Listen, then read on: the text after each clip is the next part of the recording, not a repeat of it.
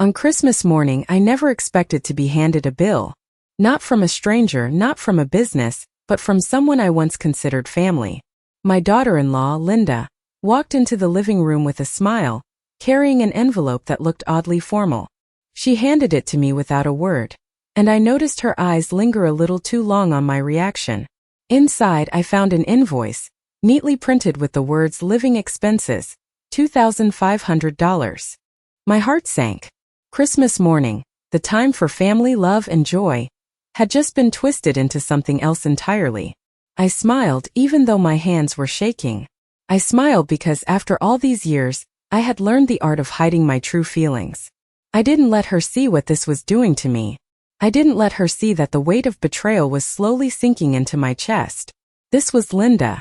She had always been good at hiding her intentions behind that perfect smile.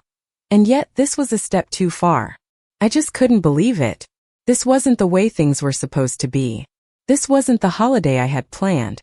It wasn't just the bill. It was the fact that, in the middle of everything, in the middle of the holiday that was supposed to be about family, Linda was treating me as if I was just another expense she could easily calculate. I put the invoice down slowly and gave her a soft, nonchalant smile. "I'll take care of it," I said, but inside I knew something had shifted.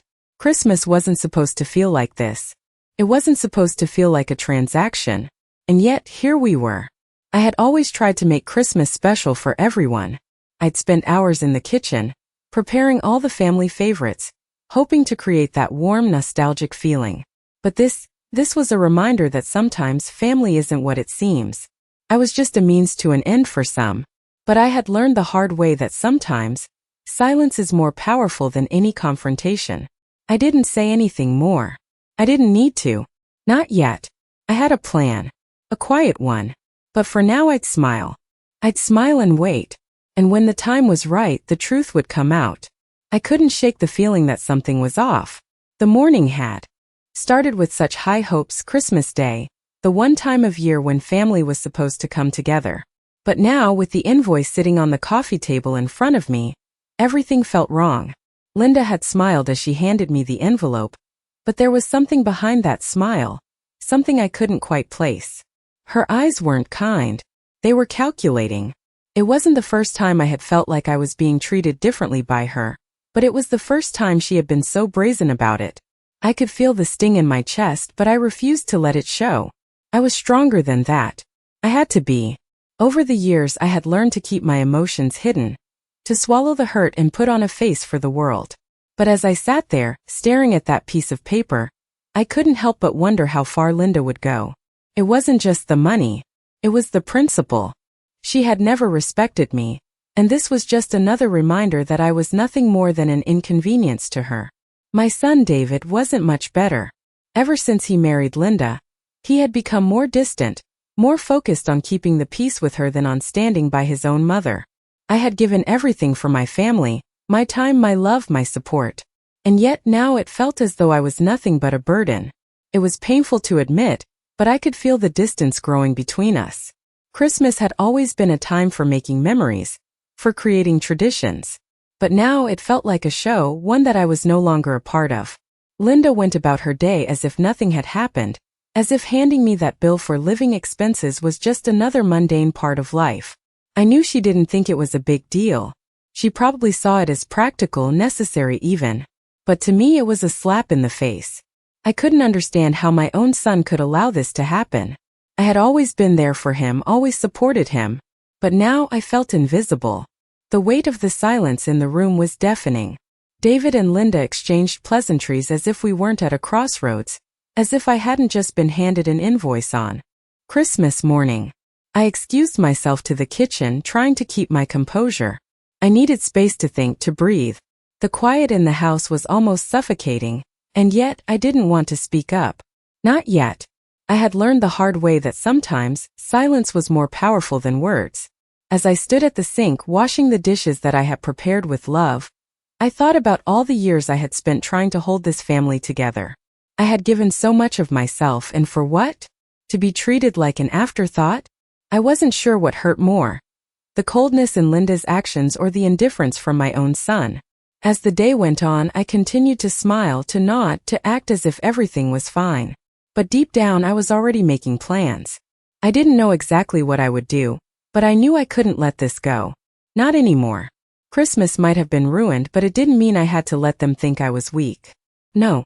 I wasn't going to let them take any more from me. Not without a fight. I spent the next few days in a haze, trying to keep things normal, pretending that nothing had shifted. I went through the motions, cooking, cleaning, and serving dinner as if everything was fine. But inside I could feel the slow, steady burn of resentment building up. The bill still sat on the coffee table untouched, but its presence weighed heavily on my mind. I couldn't stop thinking about it. I kept asking myself why I had allowed things to go this far, why I had let my son and daughter-in-law treat me this way for so long. It wasn't just the money. It was the disrespect, the complete lack of consideration for all I had done for them over the years. I had raised my son, I had supported them through every hardship, and now I was being treated like a financial burden. My son David had always been a good boy. At least that's what I used to think. But the more I thought about it, the more I realized how much he had changed since marrying Linda. He used to visit me regularly, share meals with me, talk to me like a mother. But now it was as if I had become invisible. He would stop by, but only for a few minutes, and Linda would always be right there, controlling the conversation, steering it in whatever direction suited her best. I had tried to keep my mouth shut, to stay out of their way, but it was getting harder and harder to ignore the truth. I had been a part of their lives for so long, and yet I was being pushed aside. I started to wonder if it had always been this way, if I had just been too blind to see it. The more I thought about it, the more I realized that Linda had been the one pulling the strings all along.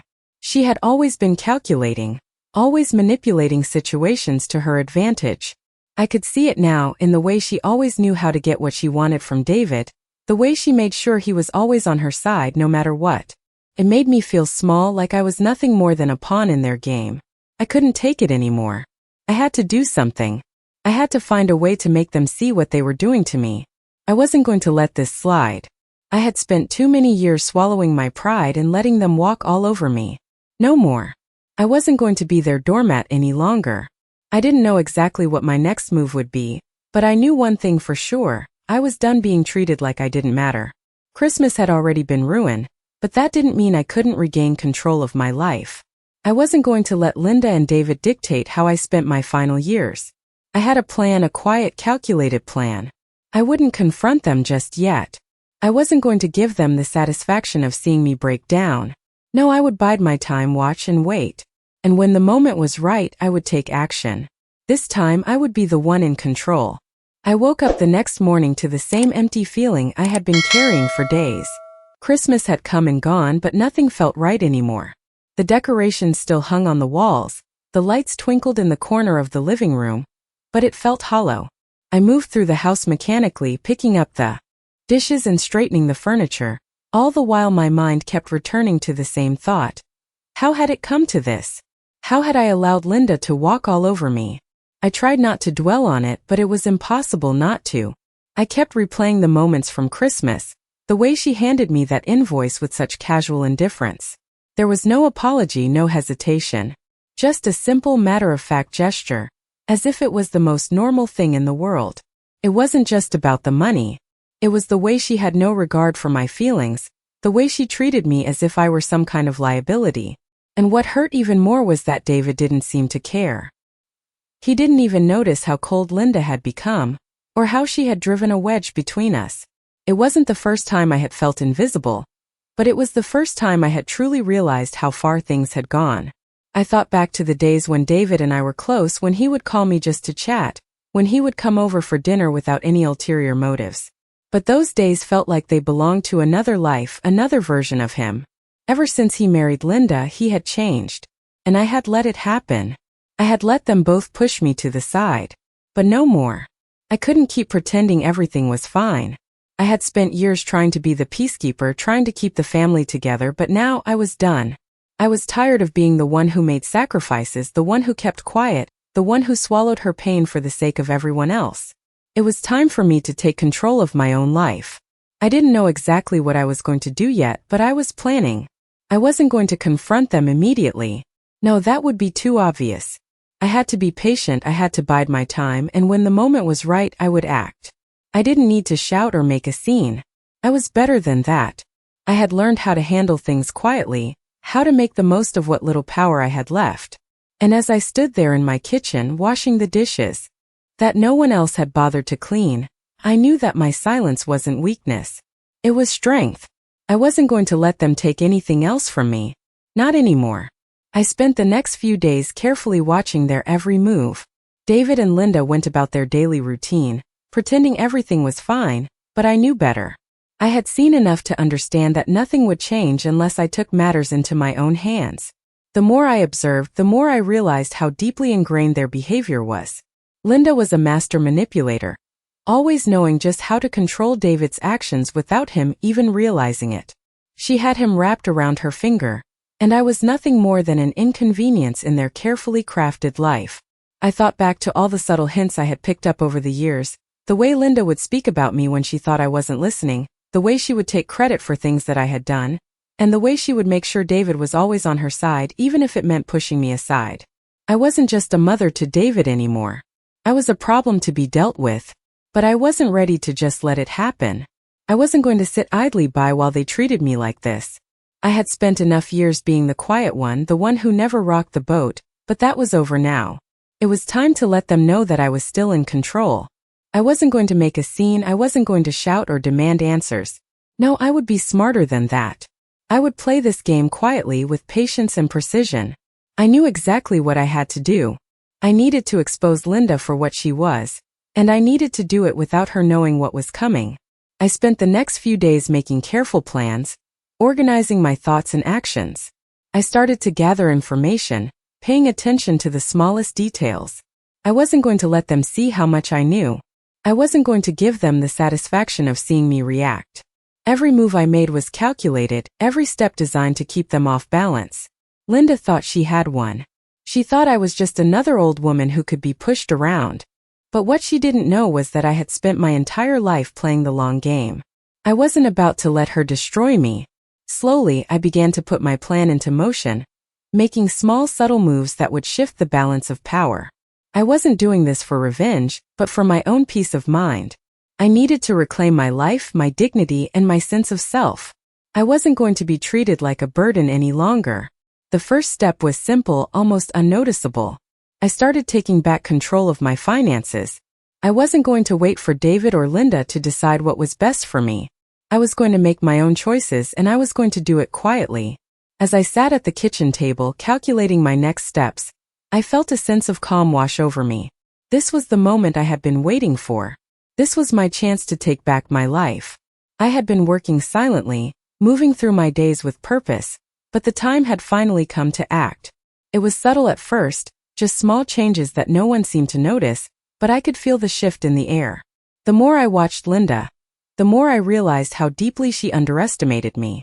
She thought I was weak, that I would just let her walk all over me because of my age. But what she didn't understand was that I had lived a life full of quiet strength, and I wasn't going to let her take what little power I had left. David still hadn't caught on. He was so wrapped up in Linda's manipulation that he couldn't see what was happening right in front of him. I had spent so many years giving him everything, and now it seemed like he was more focused on keeping peace with Linda than on looking out for his own mother. It was painful, but I was no longer surprised. This was the reality I had to face now. I had learned that the people you love the most are often the ones who hurt you the most. The next step in my plan was one that would take Linda by surprise. I knew that she had been slowly taking control of the household finances, pushing me aside without me even realizing it. But I wasn't going to let her get away with that anymore. I started by making small changes in my own finances. Nothing too obvious, nothing she would immediately notice. I transferred some funds into a separate account and started paying for things myself, not relying on David or Linda anymore. It was my way of reclaiming a small piece of independence. Every day I felt a little stronger, a little more in control. But I knew that this wasn't enough. I needed to do something bigger, something that would really shake things up. I decided that it was time to confront Linda, but not in the way she would expect. I wasn't going to yell or throw a tantrum. No, I was going to be calm, measured, and make her understand that I wasn't a fool. I wasn't going to let her get away with treating me like a burden anymore. The first step was simple. I asked for a meeting with her. Just the two of us. I knew it would be hard for her to resist the chance to talk to me alone, to manipulate the situation. But this time I wasn't going to let her twist the conversation in her favor. As we sat across from each other, I could see the nervousness in her eyes. She was trying to hide it, but I could tell. I didn't say anything at first, just let the silence hang between us. It was my way of letting her know that the tables had turned. After a few moments she finally spoke, her voice dripping with fake sweetness. "What is it you wanted to talk about, Evelyn?" she asked, but I could hear the underlying tension in her tone. I smiled softly, leaning back in my chair. "I just wanted to make sure you understood something," I said calmly. "I'm not someone you can push around anymore." The words hung in the air, and for a moment she didn't say anything. She just looked at me, her expression flickering between disbelief and anger. It was clear that she didn't expect me to speak to her like that. But I wasn't afraid. Not anymore. And I wasn't going to let her control me any longer. I could feel the tension in the room as Linda sat across from me, her eyes narrowing ever so slightly. She wasn't used to being confronted. Not like this. I could see that she was trying to stay calm, but there was a flicker of uncertainty in her expression. For a brief moment I thought she might apologize, might offer some explanation for her actions, but then I realized she wasn't sorry. She never was. This was all part of the game she had been playing for years. "You think you're in control now, don't you?" she said, her voice a little too sweet. I didn't answer right away. I wasn't going to give her the satisfaction of seeing me flustered. Instead, I simply looked at her, letting the silence stretch out between us. I had learned long ago that silence was a powerful weapon. "I'm not the fool you think I am, Linda," I finally said, my voice calm but firm. "And I won't be your punching bag any longer." She laughed, but it was a brittle, hollow sound. "You really think you can just turn this around, Evelyn? You're old. You can't fight me." I could feel the sting of her words, but I didn't let it show. I wasn't going to let her get the upper hand by provoking me. "You've underestimated me, Linda," I said, my voice unwavering. "And that's your mistake." She leaned forward, her eyes flashing with anger now. "You think you have power here? You think you can just take control of everything and expect me to just stand by and watch?" I smiled softly, my heart beating a little faster, but I didn't let the excitement show. "No, Linda," I said quietly. "But I'm not going to let you control me anymore. Not my money. Not my life. Not my son." The words hit her like a slap, and for the first time I saw the mask slip. She wasn't as confident as she pretended to be. For the first time in a long while, I felt like I was standing on solid ground. "You'll regret this," she hissed, standing up abruptly. But I didn't flinch. "No, Linda. You will," I said, my tone steady. "You'll regret underestimating me. Because I'm done being your pawn." She stormed out of the room and I didn't follow her. I just sat there for a moment, letting the weight of what I had said sink in. I had done it. I had finally spoken up, and for the first time in years, I felt a sense of relief. But I knew this was only the beginning. This wasn't over yet. I still had work to do, and I wasn't going to stop until I took back what was mine. I wasn't going to let Linda or anyone else push me around anymore. I had spent enough time being silent, being the one who always gave in. Now it was my turn to take control, to make the decisions. And I wasn't going to let anyone take that away from me. The days after my conversation with Linda were a blur. I could feel the shift, the change in the air, like the calm before a storm. I knew Linda hadn't taken my words lightly, and I wasn't naive enough to think she'd back down easily. But I also knew that I had crossed a line. The line between being the one who just accepts things and the one who takes control. I wasn't going to allow myself to slip back into the shadows. Every move I made from now on would be calculated, and I wasn't going to be the one left behind. I had decided to take full control of my life. The first step was to have a serious conversation with David. It was time to make him see what was happening. I couldn't keep allowing Linda to manipulate him, and I couldn't let him remain oblivious to the damage she was causing. I knew it wouldn't be easy. David had always been someone who wanted peace, someone who avoided conflict at all costs. But this wasn't about peace anymore. This was about standing up for what was right, standing up for me. It was time to be honest, even if it meant risking everything. That evening after dinner, I asked David if we could talk.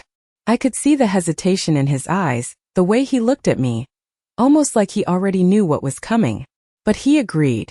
We sat down in the living room, and for the first time in a long while, it felt like we were truly face to face. David, I need you to listen to me. I began, my voice steady but firm. I've tried to stay out of your relationship with Linda.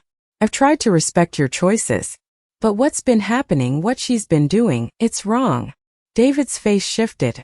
Mix of surprise and defensiveness. Mom, what are you talking about? He asked, but I could hear the underlying tension in his voice. I'm talking about the way she treats me, the way she treats our family, I replied, my gaze unwavering. I'm talking about the way she's made me feel like I'm nothing, like I'm just some burden for you two to deal with. I've kept quiet for too long, David. I'm not going to do that anymore. He sat back in his chair, clearly uncomfortable with the conversation. Mom, you know I'm just trying to make everything work. Linda and I. No, I interrupted softly but firmly. That's exactly it, David. You've been trying to make things work with Linda at the expense of your own family. I've watched it happen for years now, and I won't stand by and let it continue. I could see the weight of my words hitting him, but I wasn't finished.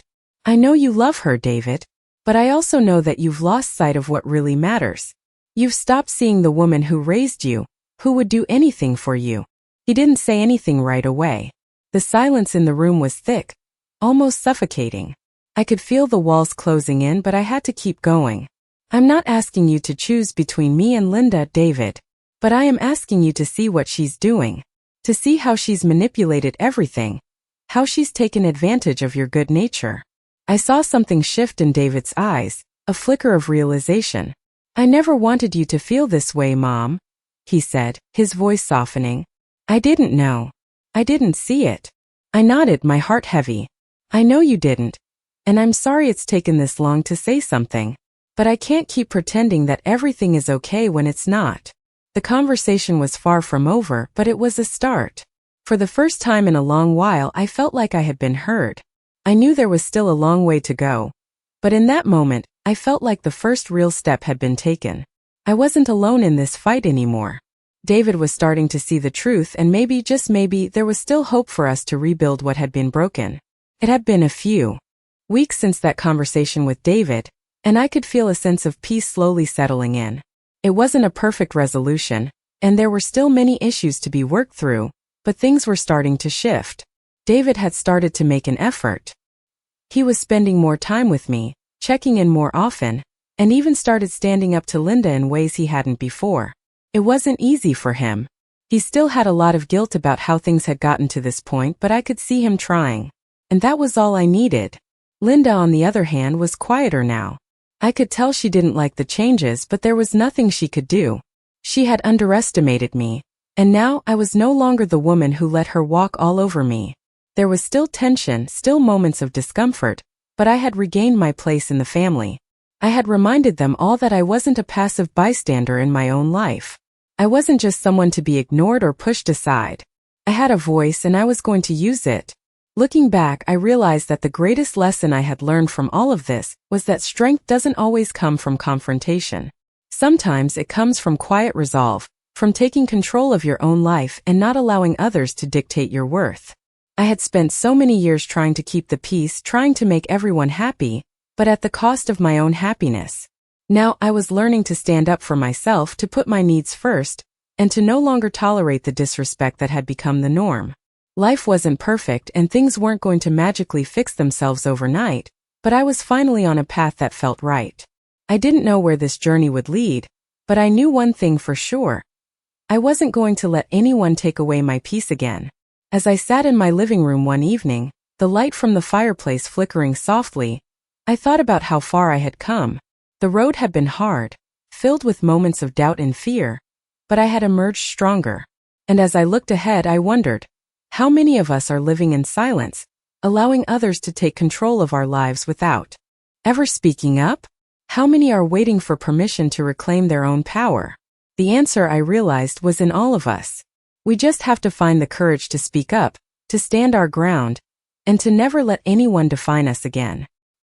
Thank you for watching our video. If you enjoyed it, please subscribe to our channel so you don't miss any new stories.